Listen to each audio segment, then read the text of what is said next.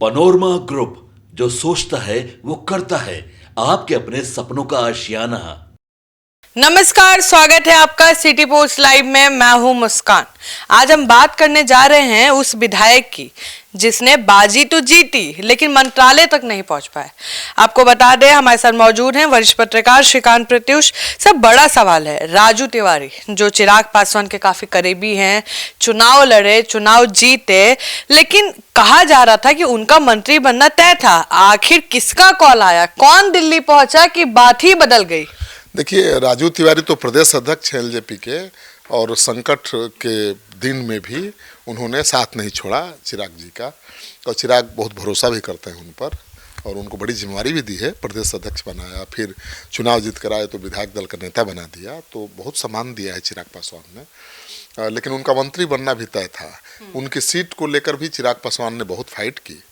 वो बीजेपी की सीट थी, वहाँ से सिटिंग विधायक बीजेपी का था, और राधा मोहन सिंह का बहुत खास था। तो राधा मोहन सिंह तो सीट ही छोड़ने को तैयार नहीं थे। लेकिन चिराग पासवान लड़ते रहे और अपने प्रदेश अध्यक्ष की सीट छीन ली बीजेपी से, और लड़ाया भी चुनाव जब लड़ रहे थे तब भी कहा जाता है कि राधा मोहन सिंह के लोग खूब उनके खिलाफ काम किए। कांग्रेस के लिए वोट मांग रहे थे राधा मोहन सिंह के रिश्तेदार। जो वहाँ के सांसद हैं वो बीजेपी के सांसद होते हुए कांग्रेस के लिए वोट मांग रहे नहीं, वो नहीं मांग रहे थे, उनके रिश्तेदार मांग रहे थे, उनके समधी, ससुर और रिश्तेदार मांग रहे थे। और मतलब तो यही था वो, हाँ बिल्कुल, और वो खुद नहीं गए प्रचार के लिए। हर विधायक सांसद होके बीजेपी के या सहयोगी दलों के हर सीट पर वो गए वोट मांगने के लिए, लेकिन राजू तिवारी के सीट पर वो एक दिन भी नहीं गए। और उनके लोग राजू तिवारी के खिलाफ काम करते रहे, कांग्रेस के लिए काम करते रहे, तो हराने की भी कोशिश की, लेकिन हरा नहीं पाए। अब भाई इतना सुनामी था, लहर था, तो कैसे हराएंगे। पवन जायसवाल को निपटा दिया उन्होंने। पवन जायसवाल बीजेपी के विधायक हैं और लोकसभा चुनाव में राधा मोहन सिंह के खिलाफ काम किया था, तो राधा मोहन सिंह ने न्योता लौटा दिया उनका। मतलब उनको हराने की कोशिश की थी, हरा तो नहीं पाए, लेकिन राधा मोहन सिंह ने उनको ठिकाने लगा दिया, हरा दिया। लेकिन राजू तिवारी को ठिकाने नहीं लगा पाए, क्योंकि राजू तिवारी और राजन तिवारी दो भाई हैं और उनका बहुत प्रभाव है उस इलाके में।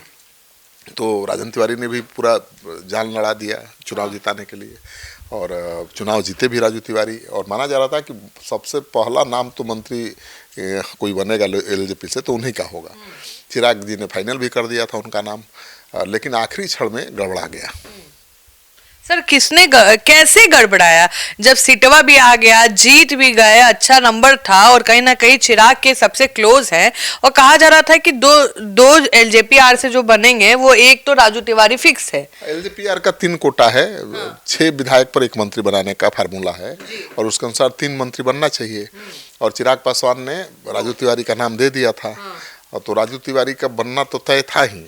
लेकिन हुआ क्या कि राजू तिवारी को यहाँ तक खबर चली गई थी कि आप अपने परिवार को बुला लीजिए शपथ समारोह में शामिल होने के लिए। तो उनका परिवार दिल्ली में रहता है, परिवार आ भी गया था पटना शपथ समारोह में शामिल होने के लिए, और सब कुछ ठीक था। लेकिन अचानक नाम कट गया, और कट गया तो इसके पीछे भी राधा मोहन सिंह ही बताए जाते हैं।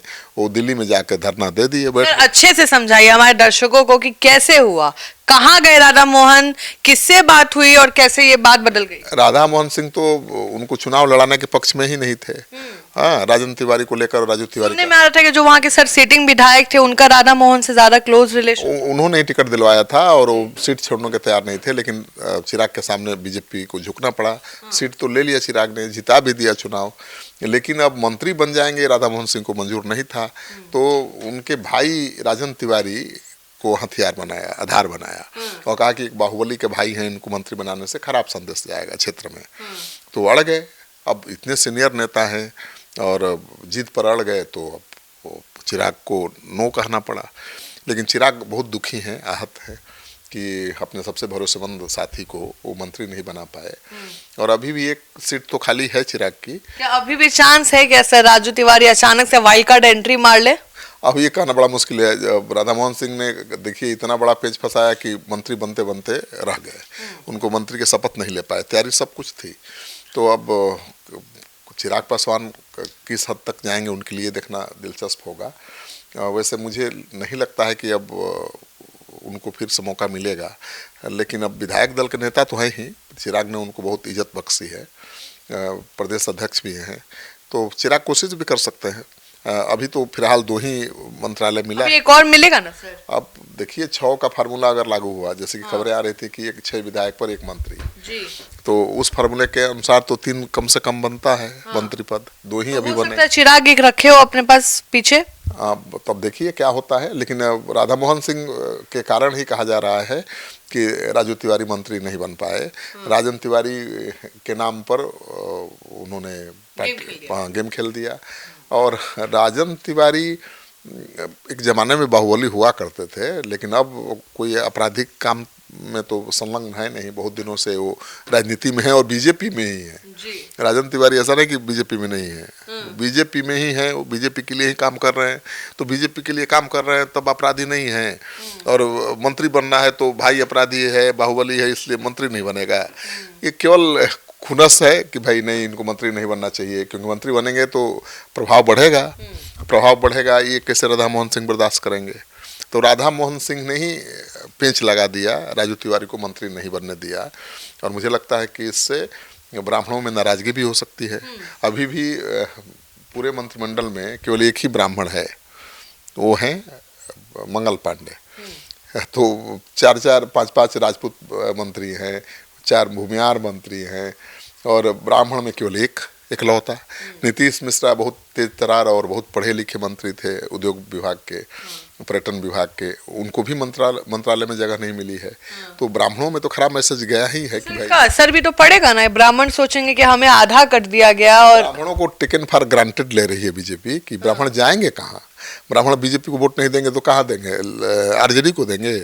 तो ब्राह्मणों की मजबूरी का फायदा बीजेपी ने उठाया है और केवल एक ही मंत्री बनाया है इस बार, आधा कर दिया। बिल्कुल, पहले भी कम थे। अब ब्राह्मणों की देखिए जनसंख्या, जो जनगणना हुई है उसके हिसाब से ब्राह्मण अपर कास्ट में सबसे ज़्यादा उनकी आबादी है। दूसरे नंबर पर राजपूत हैं, भूमिहार हैं, तीसरे नंबर पर राजपूत हैं। और देख लीजिए कि सबसे ज़्यादा राजपूत समाज के लोग ही चुनाव लड़े एनडीए से, और ज़्यादा जीते भी, और मंत्री भी ज़्यादा बने।